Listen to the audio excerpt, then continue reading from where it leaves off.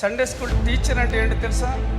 నారుమడి దగ్గర నుంచి కోత వరకు పెంచి పోషించేవాడు సండే స్కూల్ టీచర్.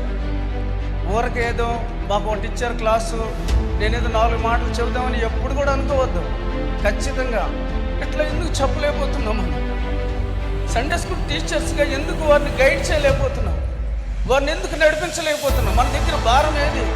మన సండే స్కూల్ పిల్లల గురించి మనకు పట్టింపు లేకపోతే వారు రేపు నరకానికి వెళ్ళినప్పుడు ఎవరు లెక్క చెప్తారు?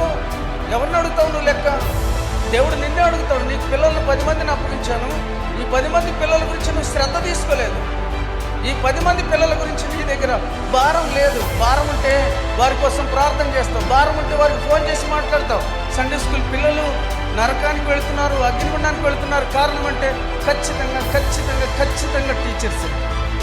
కాబట్టి టీచర్స్ మీరు గమనించండి, మీకు ఇచ్చిన బాధ్యతను చక్కగా నెరవేర్చండి.